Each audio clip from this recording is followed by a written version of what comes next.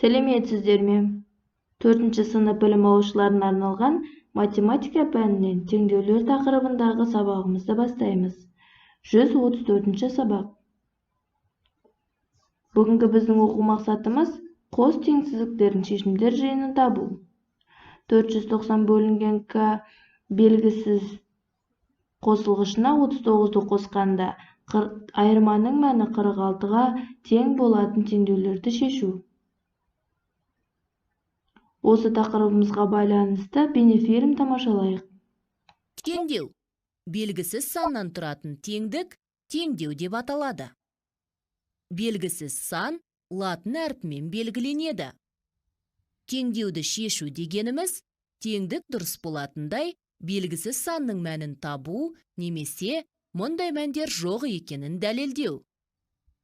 490-ның 70-ке бөліндісіне 39-ды қосқанда 46 шыққандықтан берілген теңдеудің шешімі k тең 70 болады. 70 санын теңдеудің түбірі деп атайды. Теңдеудің түбірін табу үшін амалдар компоненттерінің байланысын білу керек. Теңдеуді шешейік. X минус 252 тең 301 қосу 11 теңдеуін шешу керек. Сол жағын өзгертусіз көшіріп жазамыз, ал теңдіктің оң жағын ықшамдаймыз. Яғни, оның мәнін табамыз. 301 қосу 11 тең 312-ге. Теңдеуді оқимыз. X минус 252 тең 312-ге. Азайтудың компоненттерінің өзара байланысын еске түсіреміз. Азайғышты табу үшін айырманың мәніне азайтқышты қосу керек. X тең 312 қосу 252-ге. Теңдеудің түбірі 564-ке тең. Тексереміз.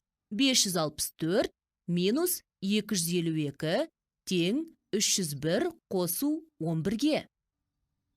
312 тең 312-ге. Теңдеудің оң жағы мен сол жағы тең.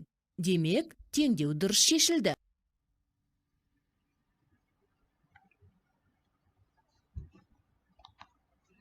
Есіңде сақта, күрделі теңдеулер екі немесе одан да көп арифметикалық амалдардан тұратын теңдеулер. Біз өткен тақырыпта телескоппен танысқан болатынбыз.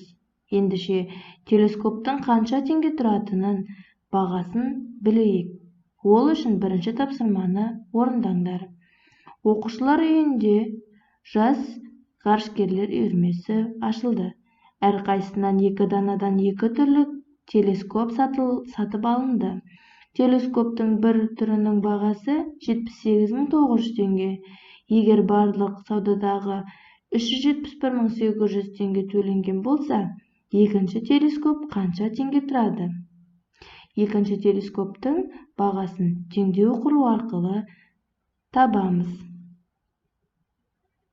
Үшінші тапсырма, күрделі теңдеулерді шешу тәсілін түсіндір. Бұл жерде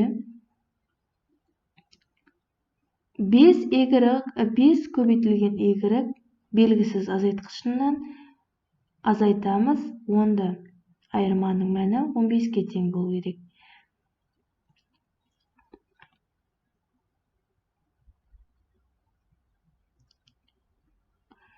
Төртінші тапсырма, теңдеулерді шеш.